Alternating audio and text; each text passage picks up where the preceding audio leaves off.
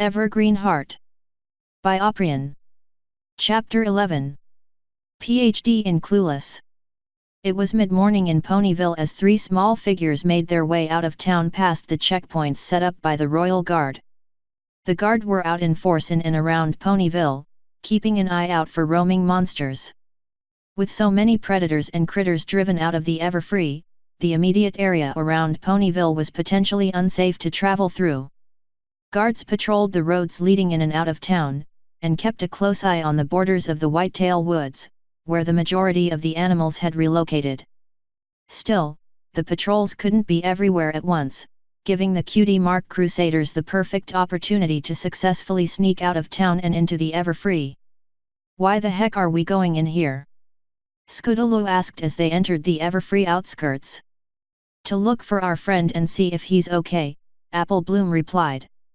"First, he's your friend, not ours, and second, how do you know that he wasn't the monster that nearly destroyed the whole town? No way, he wouldn't save us just to come back and try to eat all of Ponyville. That don't make a lick of sense. You realize he simply could have been lying all along, right?" "Hogwash and horse apples," Apple Bloom said vehemently. "I refuse to believe that until I see proof of the contrary." "You're as stubborn as a mule, Apple Bloom. Don't come crying to us if it turns out we were right." Before the two fillies could argue further, Sweetie Belle chimed in, "You still haven't explained where we're going exactly." "We're not gonna wander around the forest at random, right?" "Course not, we're gonna find Zecora's place," Apple Bloom replied. "Why her?" Scoots asked.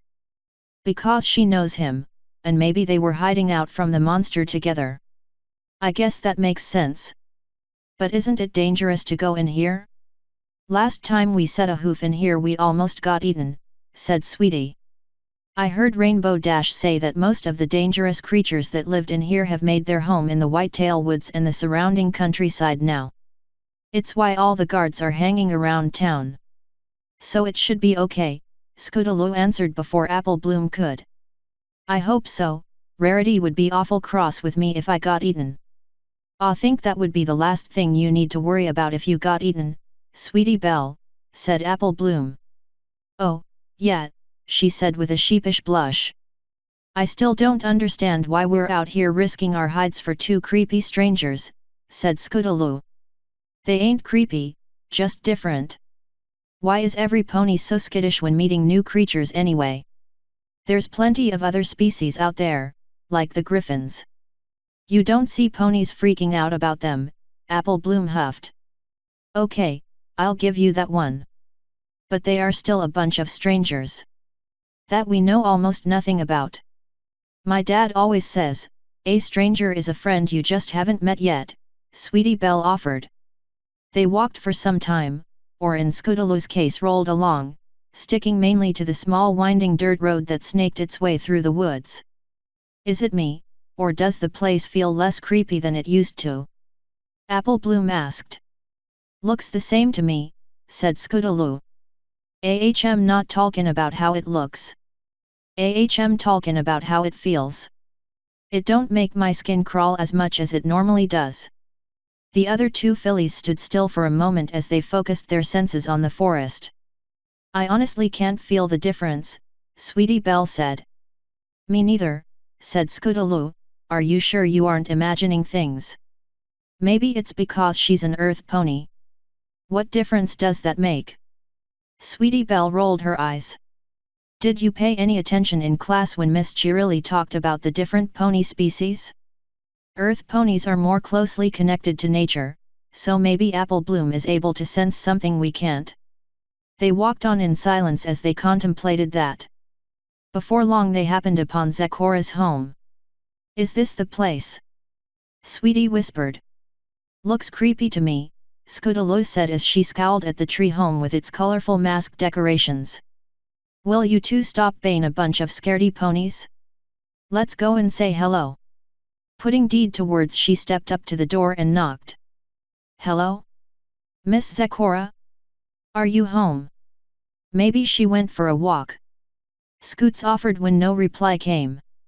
"Let's look in the window. Or how about we head on home?" Sweetie said timidly. Ignoring Sweetie Belle's remark, Apple Bloom stood on her hind legs and pulled herself up with her front hooves to look through the window. She gasped at what she saw. It's Zecora, and she looks hurt. She thumped her hoof on the window, but the zebra gave no response.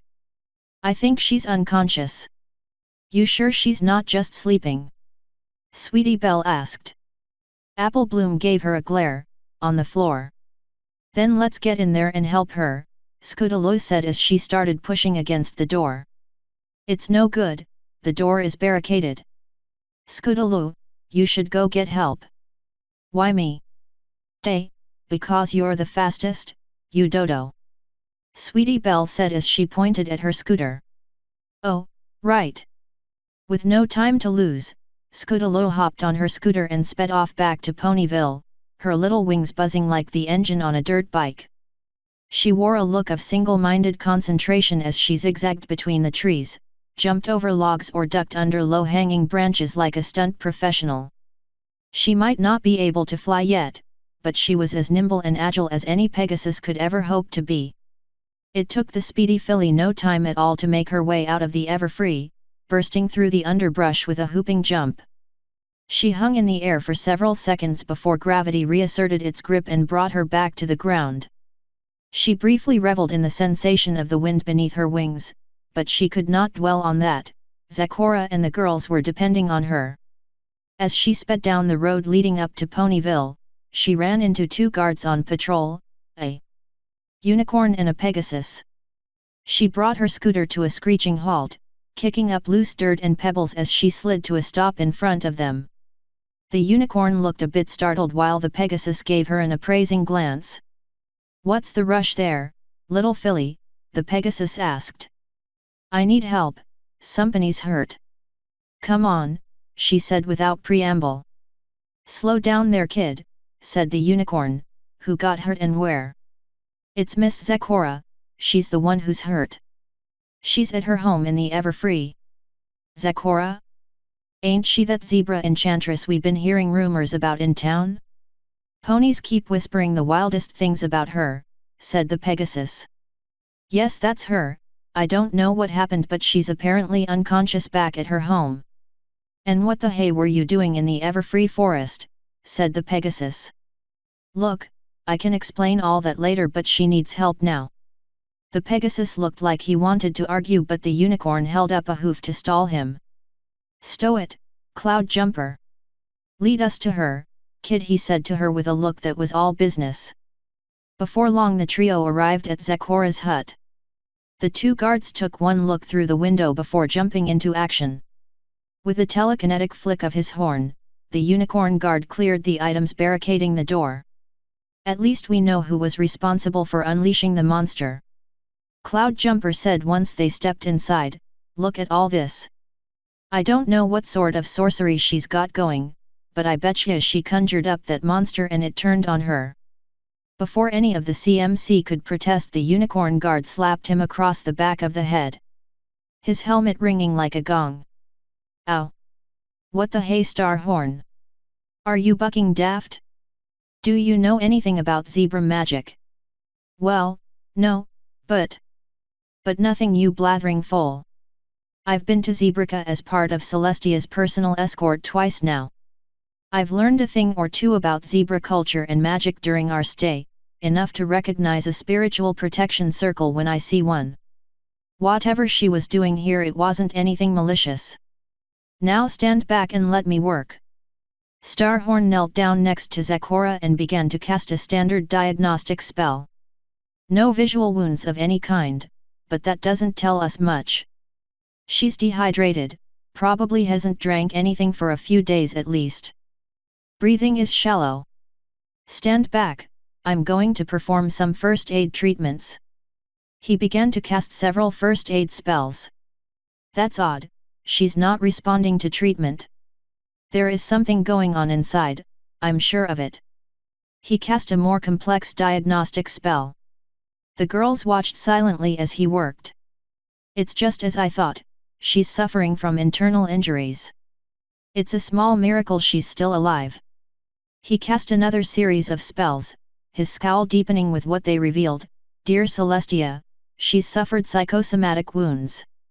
I've stabilized her for the moment, but she needs to be taken to the nearest spell injury ward on the double." "Psycho, so what now?" asked Sweetie Belle. "Psychosomatic. It's when the mind believes something so strongly the body responds in kind," Starhorn answered without pause as he continued to treat Zecora as best he could. At the filly's confused looks he elaborated. "Let me give you an example. If I were to cut you with an illusionary sword, but you don't know the sword is not real, and with enough power behind the spell you would spontaneously start to bleed. All because your own mind believes it so strongly that your own body makes it real." The fillies nodded in understanding. Of course there are many things besides illusions that can cause such wounds. Magical backlash, for example, can also create such injuries. There have even been recorded cases where ponies have literally died of fear. But enough talk, we need to get her to the hospital on the double. He then turned to Cloud Jumper. "Take these 3 back to town, I'm going to teleport the zebra directly to the hospital." Cloud Jumper threw him a salute. Starhorn closed his eyes, focused all his power into a teleportation spell, and in a flash of crimson light and ruby-colored sparkles he and Zecora vanished. The flight to Canterlot had been rather brief. "I was glad to be inside the crate for the duration, though, I never did like heights. I felt the chariot touch down and then the crate being carried or possibly levitated away. When they finally opened up the lid I found myself in a room that looked like a mix of a wizard's tower, or what I imagined a wizard's tower to look like anyway, and a modern-day laboratory. It's weird how the pony world seems to just mix and match technology levels at random. Or outright replaces some with magical equivalents. A discussion for another day, I suppose. At least this place had proper windows. They were high up, but the sun's precious rays could reach me at least. There was a virtual swarm of ponies milling about the room. Some wearing lab coats while others were dressed in wizard's cloaks similar to the one Trixie wears, just a lot less gaudy. For the next couple of hours I was poked and prodded and zapped with every diagnostic spell in the book. No, really, they carried in a big book and went through the entire thing spell by spell. At least no pony tried to take a chunk out of me again, and none of their spells were painful. Though there was the one spell that made me feel like I was itching all over. Fortunately the feeling went away as soon as the spell stopped. "Is that everything?" one pony in a lab coat asked a wizard pony. "We haven't tried the Samaflange yet." "What the buck is a Samaflange?" some pony in the background muttered. "It can wait, it's almost 3 in the afternoon and I still haven't had any lunch." At that statement a collective growl of several stomachs went off all across the room and many ponies looked sheepishly at their own bellies. "All right every pony, let's break for a bite to eat before some pony thinks it's a good idea again to eat what's in the petri dishes," a pony in a lab coat and thick glasses said. "Hey, that only happened once. Oh sweet merciful Luna, my fate is in the hooves of idiots." Nurse Redheart was sitting behind the reception desk at the Accident and Emergency Department of Ponyville General Hospital.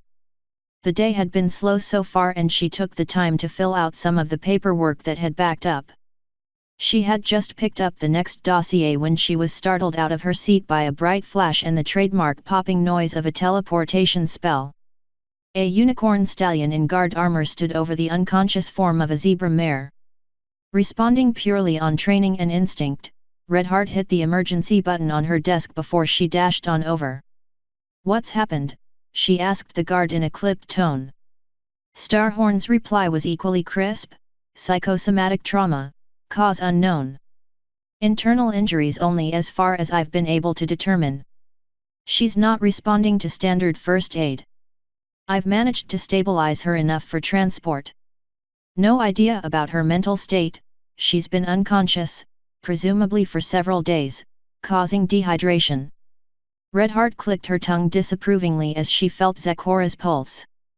A moment later several more ponies entered the room. 2 additional nurses and a unicorn pony in a doctor's coat wearing a stethoscope. She quickly filled him in on the patient's condition. "All right every pony, let's start in 4 line to get some fluid into her," then we'll take her down to the spell ward for a full examination and determine the best treatment. It was about half an hour later that Cloud Jumper arrived with the Cutie Mark Crusaders. Star had been speaking with the doctors when they arrived and they caught the last bit of the conversation. We have done our best to treat the injuries, but she remains in a comatose state. We can only hope she will wake up on her own soon. Ain't there anything you can do, doctor? Starhorn asked the older stallion. At this point, no. If we try to wake her up by force we could end up doing more harm to her. She has been exposed to a very strong dark magic, adding more magic into the mix will only be detrimental. The best thing to do is let her rest and recover, and hopefully she will come out of it within the next few days.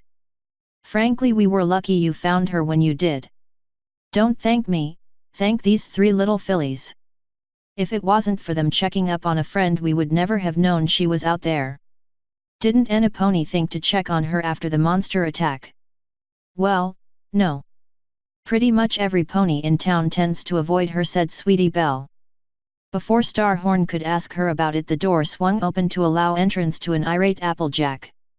Apple Bloom, have you lost your gall-darned mind?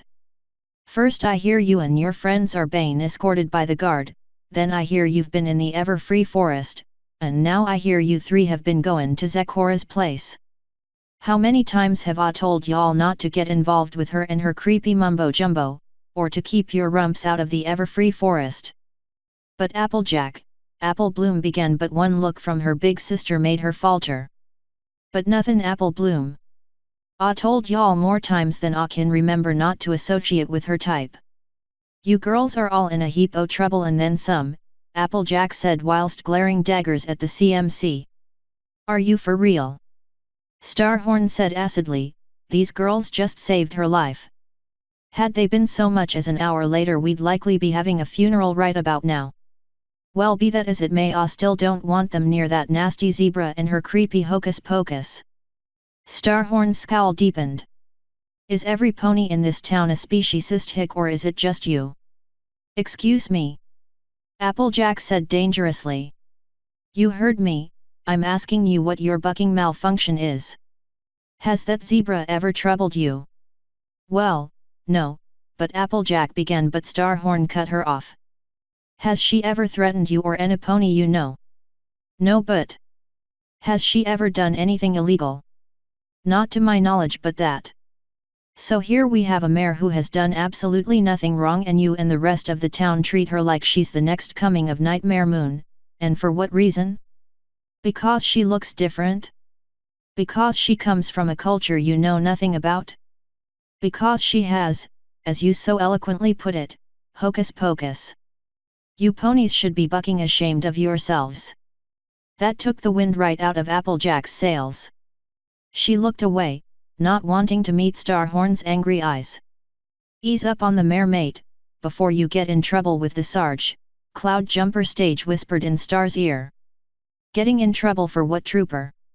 A new voice said from behind them, making everyone in the room jump in surprise at the stealthy appearance of the newcomer. The newcomer turned out to be an earth pony mare, even taller than Applejack, with a flaming orange coat and fiery red mane. Her stern eyes, which were a bright grassy green, were glaring out from under the brim of a campaign hat she wore in lieu of the traditional guard helmet. Her cutie mark was hidden beneath her standard-issue guard armor. How in the hay such a big and flamboyantly colored pony had been able to sneak up on them was anyone's guess. Sergeant Fire Shot, we didn't see you there, ma'am, Cloud Jumper said, his voice sounding an octave or 2 higher than normal. Obviously, she deadpanned with an expression of extreme boredom, yet her eyes contained hints of mirth. Now would one of you care to explain what the hay is going on, because all I got to work with so far is a bunch of rumors and hearsay, and you know how much I like those. I will give you my report of the situation as I understand it, ma'am, Starhorn said. He spent the next few minutes explaining how the girls had found Zecora after sneaking out of town past their patrols. How Scudalo had come across them and requested aid. How he had taken Zecora to the hospital, how no pony had bothered to check on the zebra before now because she was treated as a social pariah for apparently no reason, and how he got into an argument with Applejack because of her reaction. Fireshot took it all in with a stoic expression. "I see, looks like I have a few perimeter guards to give a dressing down later," she said in a tone that made the two guards shudder in sympathy for their fellows. "Well then, Trooper, how do you suggest we deal with this situation? I would nip this in the bud before it escalates to pitchforks and torches level, ma'am. With how fast rumor tends to travel, it won't be long before every pony knows Miss Zecora is in the hospital." "I agree, let's go have a talk with the mayor about this." She then turned her attention to Applejack. "You come with us as well, miss. It's time this town got a much-needed reality check." "What about Mayor's sister and her friends?" Applejack began to protest. "Are they in trouble with the guard?" "Well, normally they would be for sneaking past the patrols, but considering their actions saved somebody's life, we can just pretend that never happened. Now they can tag along, or they can stay here and visit their injured friend, if the doctor permits it." Applejack wanted to protest the idea of her sister being around Zecora, but one glance at Starhorn made her reconsider as his words rang through her mind again. "What has she ever done to you?" Perhaps she had been treating her unfairly. She looked over to Apple Bloom. "Are you comin' or stay in Sugar Cube?" "I'm gonna stay here for a while, if that's okay," the little filly responded. "I suppose it is. Are you still mad at me?" Applejack took a moment to gather her thoughts. "Only for puttin' yourself in possible danger, Sugar Cube. But I guess I can't be mad at you for savin' somebody's life now, can I? Just don't think you're off the hook for sneakin' into the Everfree. We'll definitely have words about that with Granny and Big Macintosh later," she said before following the trio of guards out of the hospital. The sun finally set and the lab was slowly emptying out. Ponies wrapped up their experiments and switched off all but the most essential equipment. Pretty soon, the last of the lights went out and the lab descended into darkness with only the first rays of the moon and starlight to see by. After being poked, prodded, and zapped with spells all day and watching these pony scientists mill about like a bunch of school kids, feeling tired and numb, I soon drifted off into a light sleep. My dreams were restless that night. I kept dreaming of losing control, of eating ponies and griffins and minotaurs alive, and about a bearded face, laughing cruelly at my anguish from a distant place. I wanted to punch that face in the teeth. I wanted it to shut up and leave me alone. The more it laughed, the angrier I felt. I was roused from my sleep when I felt something brush against my mind, trying to gain access. It felt unsure, like the fleeting touch of a butterfly. For a moment I thought I had merely imagined it. But when it touched me again, my mind stirred into wakefulness in an attempt to resist intrusion. I awoke with a slight start and looked around, but the lab was empty and dark save for the light of the moon. A glance at the wall clock on the far side of the lab showed I had only been asleep for less than an hour. I floated there in the darkness for some time, until the lab door suddenly opened to allow entry to my most favorite pony of all, Princess Luna. Luna looked around the darkened lab before her eyes suddenly zeroed in on me. As she stepped closer into the moonlight, I noticed this was not the Luna I knew. She was not her midnight-colored self, nor was she the pale blue-haired version most associate with Wona, but somewhere in between. Her coat was more of a deep marine color. Her hair was still the pale blue and lacked its ethereal quality, but it was starting to move on its own already. I guess this is what she looked like while she was part way through her recovery. Her magical aura was something else entirely. She radiated such a calm gentleness, like a still pond that sparkles in the moonlight, surrounded by little wisps of fog. It struck me once again how opposite her aura was from her personality, much like Celestia.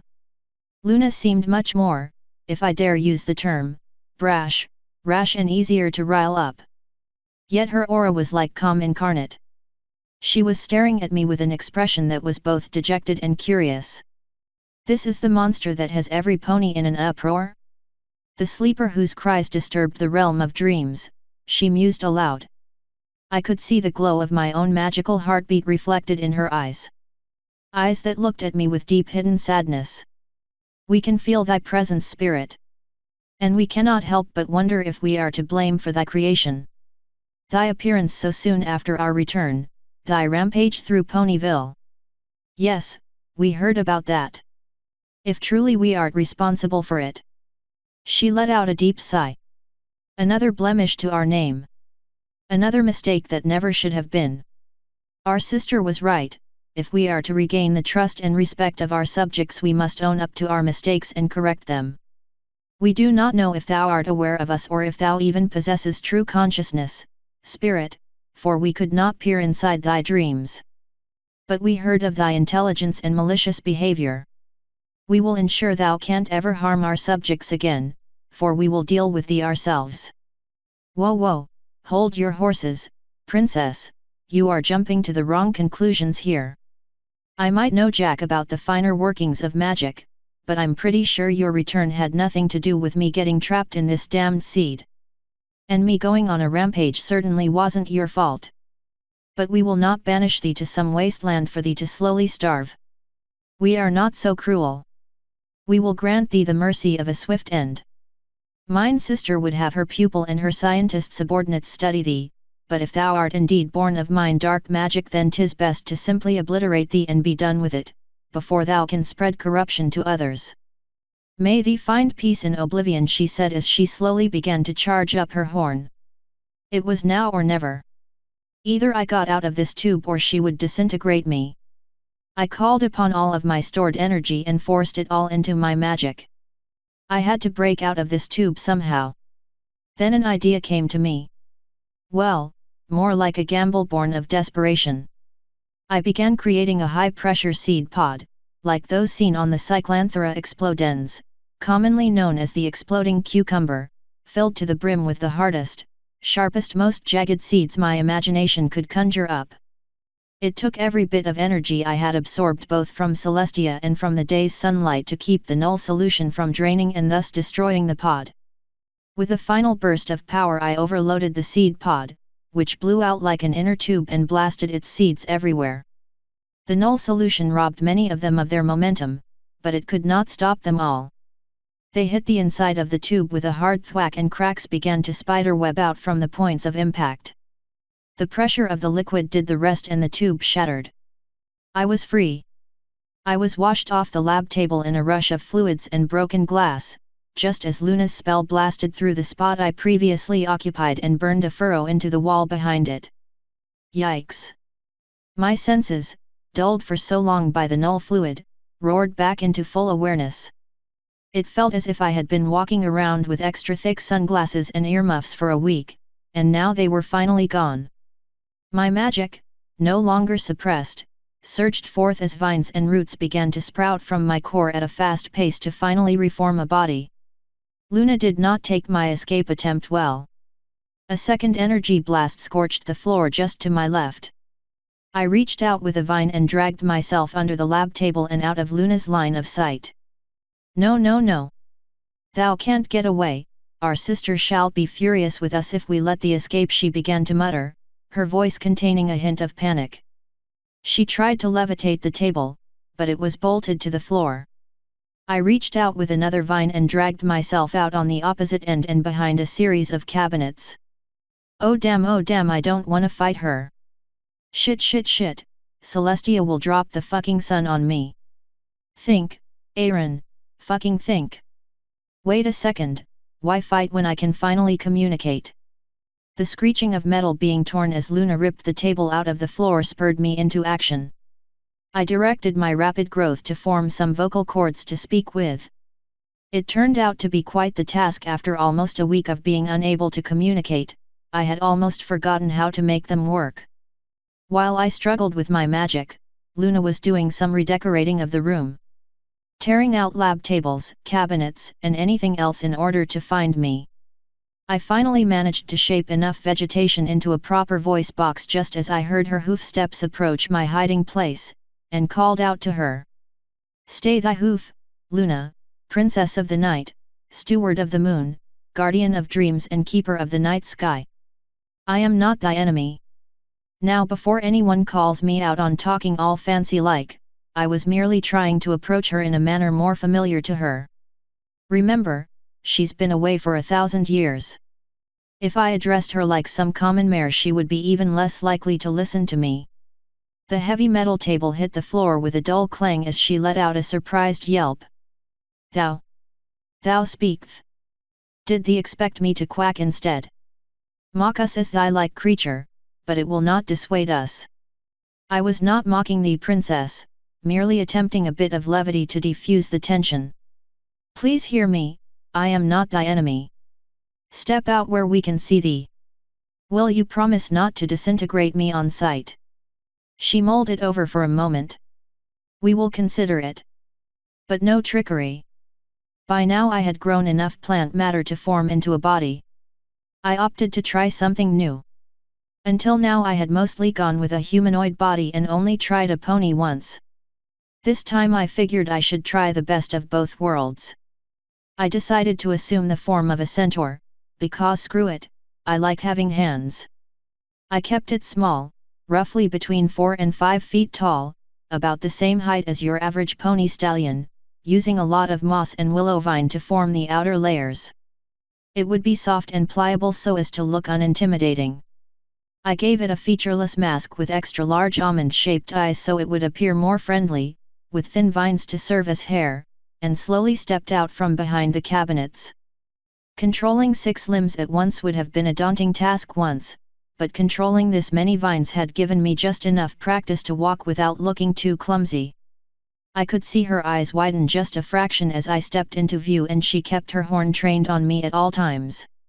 What manner of creature art thou? I wish I knew the answer to that myself, princess. But I swear I am no threat to you. She snorted. The citizens of Ponyville would claim otherwise. Yeah, I said whilst rubbing the back of my head sheepishly. What happened in Ponyville was the result of a series of unfortunate events. I won't claim to be blameless, but there were a few things going on that were beyond my control. And thou expect us to believe thee? That could be attempting trickery. If thou really art the spawn of our other self. You mean Nightmare Moon? She flinched slightly. I do not believe her magic was responsible for my creation. We cannot be sure of that. And since our confrontation with our sister's pupil and her friends, our other has been silent, so we cannot ask her. Wait, what? Nightmare Moon isn't gone? You mean the parasite is still with you? She blinked at me. Parasite?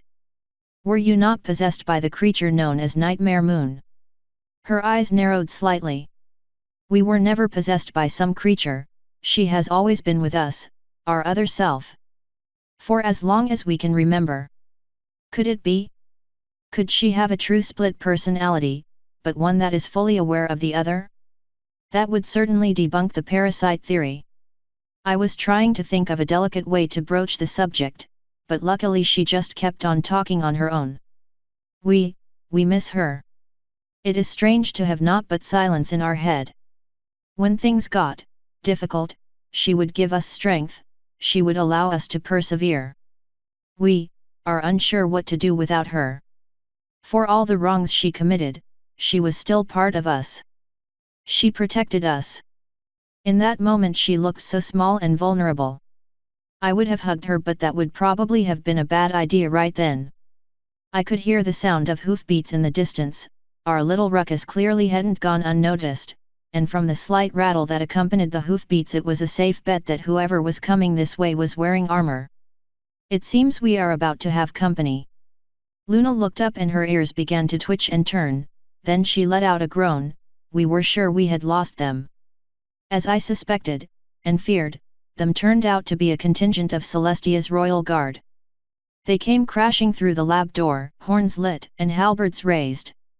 The pony in the lead, a large unicorn stallion, was wearing a condescending sneer. Great, bet you $10 this guy was some noble fop's son who earned his position thanks to daddy's money, with an ego big enough to crush a dragon. Princess Luna, you were told not to go wandering about without an escort. Your sister left us with specific instructions to be at your side at all times. Now what manner of trouble did you manage to get yourself in? Oh good grief, I was right. This guy was like jet set and upper crust turned up to 11. And that holier-than-thou tone of voice made me want to smack this guy in the muzzle. He was talking to Luna like she was some inept foal not fit to be about on her own. He then seemed to notice me for the first time. "What sort of disgusting-looking creature are you associating with, Princess? Why, ponies would think you were nothing but an uncouth commoner, hanging around with unsavory types like that," he said in a tone that made Prince Blueblood sound downright pleasant and charming. Seriously, was this guy for real? He not only fails to properly grasp the situation, but he insults both his princess and a potentially dangerous creature in one breath. Here's a prospective candidate for the Darwin Awards if ever I saw one. Luna seemed to be at a momentary loss for words. I'm guessing she isn't up to her usual level of confidence yet, or she would never allow a guard to speak to her that way. Hell, she would have given him a scathing reprimand. I suppose she doesn't want to antagonize Ennipony or disappoint Celestia. Well, lucky for me, I don't have that holding me back. Excuse me? Insult Her Highness again and I will come over there and smack that smug look right off your face, mate, I said with as much authority and venom as I could muster. Now I know what you're thinking. You're thinking I'm an idiot for antagonizing a group of armed guards. And yeah, you are probably right, but this guy was ruffling all my proverbial feathers, or vine leaves, speaking literally, so I was not feeling very civil. Especially after being stuck in a tube for a few days. As expected, they all tensed up and pointed their weapons at me with a little more urgency. The pompous prick glared at me. How dare you speak to me that way, beast? You will surrender and we will take you to the dungeons where you belong. Try it and I will fold you like a lawn chair, you douche canoe. Enough! Luna bellowed using the royal canterlet voice. Damn, that's a lot of volume in an enclosed space. Guards, thou will stand down, and creature, if thou take any aggressive actions towards Ennipony, we will strike thee down. Now there's the Luna I know, strong, assertive and in control. Now hopefully, if I play my cards right, we can resolve this mess favorably for everyone. I bowed to her. As you wish, Princess Luna. Princess, you can't just let this thing roam free, the prick protested. We have no intention of doing such. We will take the creature to our sister. She will want to know what has transpired and no doubt has questions. Then we shall escort the prisoner. There is no need, we shall take it to her directly, Luna said as her horn began to glow. Wait a second, what are you? I began before I was momentarily blinded by the flash of a teleportation spell, and then blinded some more by the light of Celestia's magical aura. I tuned down my magical vision so I could actually see what was going on. We were in the throne room, the few nobles still hanging around after the end of the day court stared at us dumbstruck. Startled guards were hurriedly pointing their weapons at me while Celestia took in our sudden appearance with a stoic mask, yet there was a hint of mirth in her eyes. Most likely she was just grateful for the interruption to the boredom of court routine.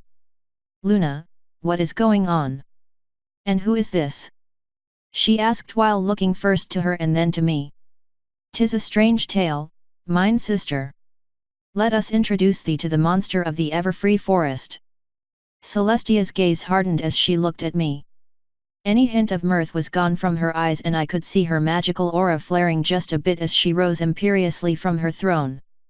Out of the frying pan, and into the fire.